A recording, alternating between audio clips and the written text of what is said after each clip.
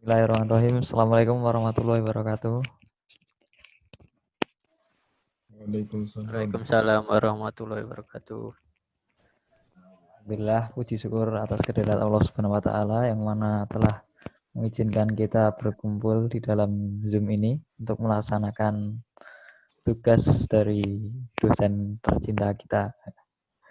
Tak lupa selawat dan salam kita haturkan kepada Nabi Muhammad SAW yang mana telah mengajarkan kita apa itu iman, Islam, dan ihsan. Selanjutnya ini kita mendapatkan tugas Mas Solid dari dosen kita untuk mewawancarai PC IMM.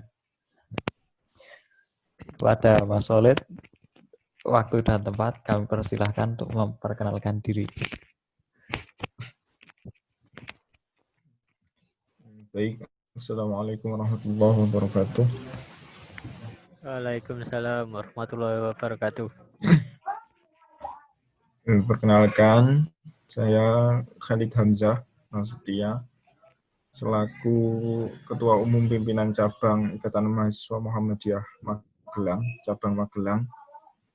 Dan Alhamdulillah, insya Allah saya menjabat di PCIMM tinggal nggak ada sebulan lagi, udah lengser digantikan oleh yang baru. Gitu. Saya mahasiswa manajemen semester, udah nggak masuk semester lagi karena tinggal nunggu wisuda minggu depan. Tapi belum alumni karena belum diwisuda. Asal saya dari Sumatera, Padang, dan hari ini domisili di Kota Magelang. Alhamdulillah juga sudah magang di kampus 1 juga. Mungkin itu. Ya baik, terima kasih Mas Solid. Jadi ini kita mendapatkan pertanyaan titipan dari dosen kita tercinta untuk menanyakan tentang IMM, Mas. Untuk pertanyaannya mungkin ada sekitar 3 atau 2, 3 atau 4 ini, Mas. Kita dari satu-satu dulu saja, Mas ya. Jadi ini tentang pengertian apa itu IMM dan sejarah singkatnya, Mas Khalid. Silahkan. Apa itu IMM? Ya. IMM atau Ikatan Mahasiswa Muhammadiyah itu organisasi gerakan mahasiswa Islam. Ya, IMM itu organisasi pergerakan mahasiswa Islam sekaligus organisasi otonom Muhammadiyah, anak kandung Muhammadiyah. Organisasi otonom Muhammadiyah itu kan ada 6, ada pemuda Muhammadiyah, ada Aisyah, ibu-ibu Aisyah, ada pemuda Muhammadiyah, kemudian Nasyatul Aisyah, kemudian IMM atau Ikatan Mahasiswa Muhammadiyah, kemudian IPM, Ikatan Pelajar Muhammadiyah, ada Hizbul Waton, ada Tapak Suci Putra Muhammadiyah, itu ada 6 ya. Dan IMM salah satu dari organisasi otonom. Itu mungkin.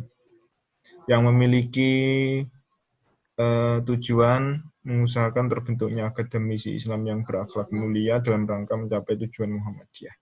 Jadi, apapun aktivitas, program kerja, kegiatan yang dilakukan IMM, visi misi itu seluruhnya dalam rangka mencapai tujuan Muhammadiyah. Jadi dasarnya adalah ideologi Muhammadiyah. Gitu. Untuk sejarah singkatnya, Mas. Dari mungkin sejarah awal singkat. mulanya, ya. Sejarah singkat ya, kalau sejarahnya ini dibicarakan lebih. Misal, contohnya buku yang berjudul Internet. Masih dengar? Masih, Mas. Nah, buku yang soalkan itu buku yang membahas secara seluruhnya sejarah IMM. Saya akan menjelaskan sedikit saja secara ringkas.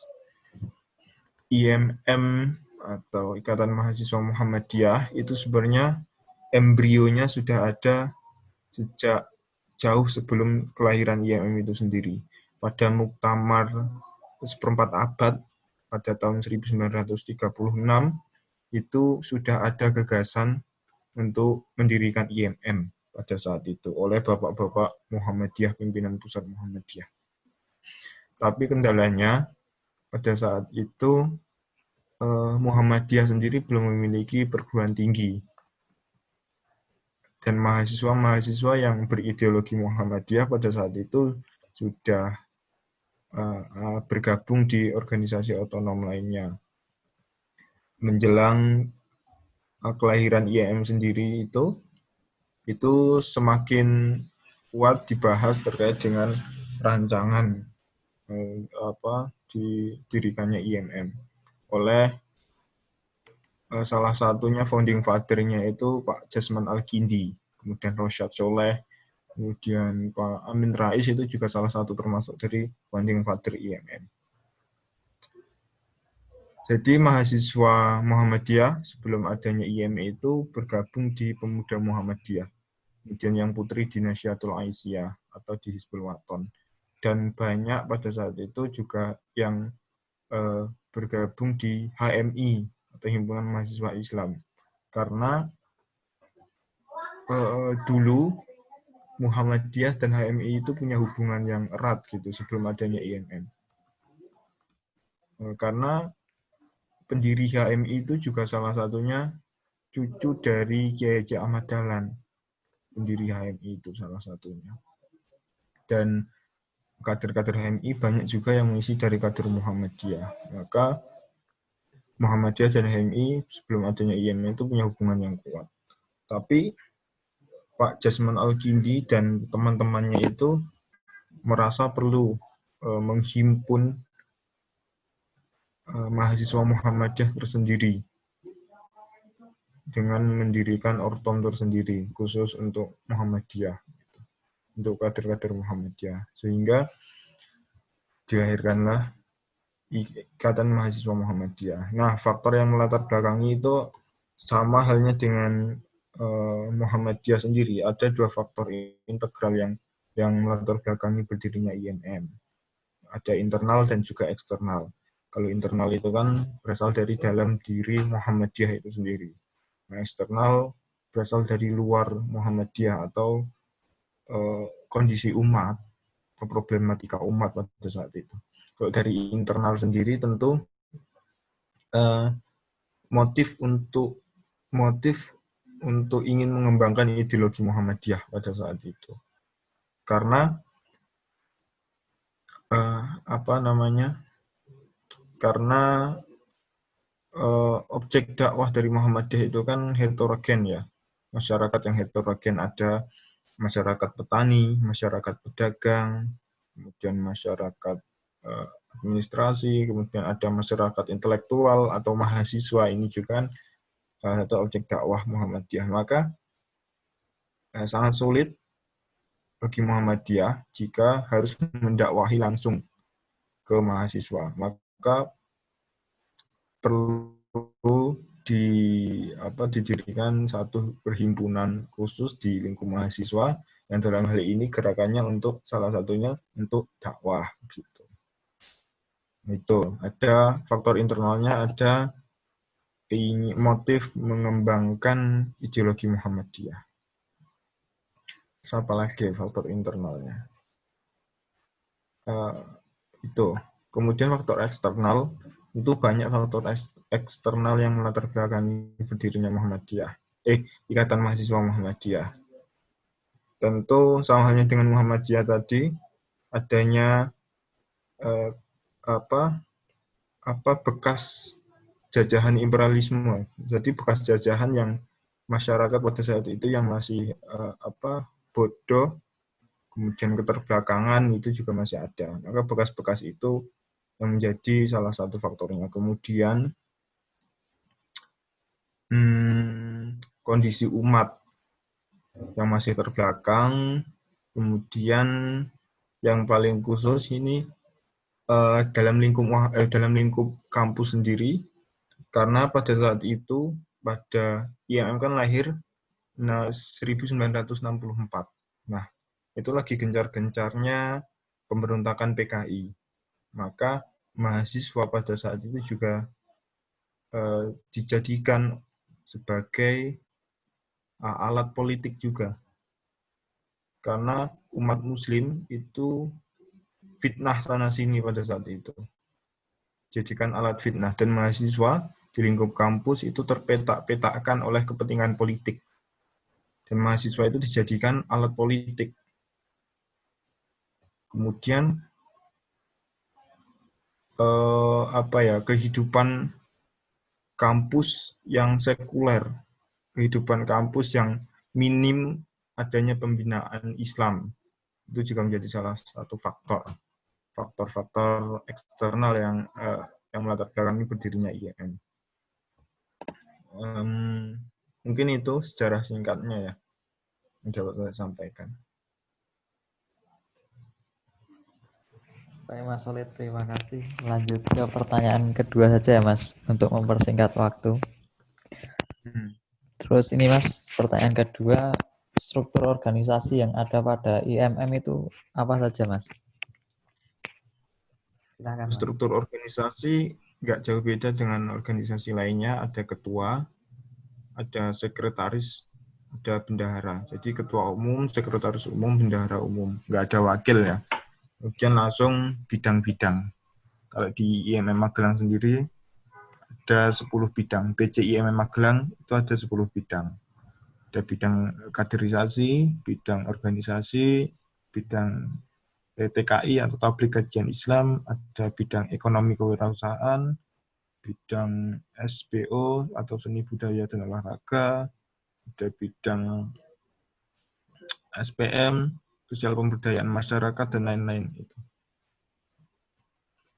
Kalau struktur organisasi itu, kalau hierarki organisasinya, ada yang paling bawah pimpinan komisariat namanya. Kemudian itu lingkup fakultas atau lingkup universitas. Kemudian biasanya kalau lingkup fakultas itu ada beberapa komisariat, lingkup universitas ada namanya Korkom, koordinator komisariat. Kemudian lingkup kota kabupaten ada pimpinan cabang. Lingkup provinsi ada DPD atau Dewan Pimpinan Daerah, IMM Jateng atau IMM Jatim gitu.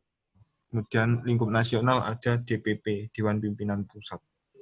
Nah, jadi kader IMM itu tidak harus mahasiswa ya. Kalau S1 maksimal 2 tahun setelah lulus itu masih bisa bergabung di tingkat pimpinan cabang. Nah, kalau DPD sampai DPP itu mau lulus S2 aja masih bisa, karena ketua DPD IMM DIY misalkan itu sudah lulus S2, udah dosen malah, itu masih menjabat sebagai ketua umum DPD IMM DIY. Kemudian DPP-nya juga Mas Najib Prasetyo itu juga udah lulus S2, mungkin mau lanjut S3. Apalagi ya, itu sampai situ ya. Itu struktur organisasi tadi udah. Apalagi? Untuk yang terakhir insya Allah, kegiatan IMM yang dijalankan saat ini dan planning kedepannya itu kegiatan apa yang akan ditambah, dan untuk yang saat ini sedang berjalan dan apa yang akan ditambahkan, itu Mas. Oke. Kegiatan IMM atau program kerja IMM itu ada yang wajib dan ada yang pendukung. Kalau yang wajib program perkaderan atau DAD, Darul Arkom Dasar, itu menjadi program wajib. Kemudian kalau itu dari bidang perkaderan. Ada DAM, DAP, Darul Arkom Madya, Darul Arkom Paripurna. Itu kalau di IMM Loka Karya dan lain sebagainya.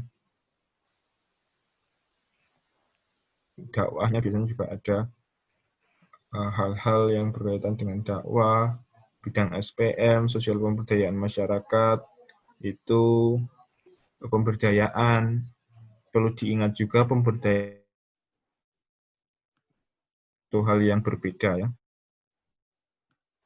Melakukan kegiatan program kerja, kemudian datang ke suatu tempat, memberikan sembako,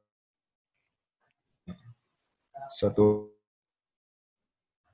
itu belum bisa dikatakan upaya kontinu yang membuat seseorang itu menjadi berdaya atau mandiri. Ya. Kalau ke depannya itu tergantung pada pimpinan selanjutnya. Karena saya kan menjabat tinggal 3 minggu lagi kayaknya. Tinggal 3 minggu lagi sudah tergantikan. Karena program kerja misi tidak boleh semaunya sendiri. Kalau visi dari pimpinan cabang periode saya ini kan masifikasi gerakan sosial profetik dalam ikatan. Jadi sosial profetik, sosial kenabian. Jadi teologi itu bukan hanya menjadi menjadi dasar pemikiran saja, tetapi menjadi dasar gerakan juga. Bagaimana pemahaman-pemahaman itu diaktualisasikan dalam aktivitas. Jadi dasarnya harus itu.